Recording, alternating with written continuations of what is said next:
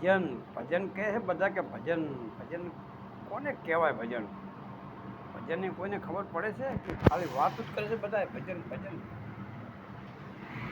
ભજન ગુપ્ત વસ્તુ છે, કોઈને દેખાડવાની વસ્તુ નથી, એને ભજન કહેવાય.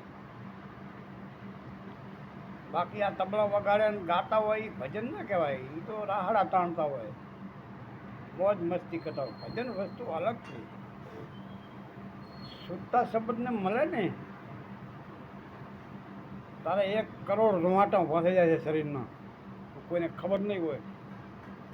જ્યારે સુરતા શબ્દની મિલન થાય ત્યારે એમ કે જેવી તેવી વસ્તુ નથી, તમારા શરીરના રૂવાટા ઊભા થઈ જાય જો સુરતા તમારી શબ્દને વરે મળી તો. બાકી બધી વાતું છે, જ્યાં સુધી રૂવાટી ના ઊભી થાય ને ત્યાં સુધી બધી વાતું છે, પાણીમાં સબસબીઓ પરપોટા. એટલે ભજન વસ્તુ આવી વસ્તુ છે, અને પાગલ પણ કરી નાખે, કારણ કે એટલી શક્તિ છે એમાં. એટલે ગુરુ વગર કોઈ વસ્તુને પ્રાપ્ત થતી નથી, એટલે કે ગુરુ વગર માણસ પાગલ થઈ જાય છે. એ ગુરુ પૂરા હોય તો, બાકી નહીં કે ગુરુ ગાંડા થઈ જાય.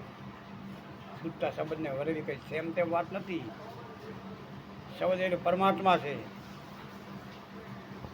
શુદ્ધતા રહીને આપણી પાસે એની નારી છે.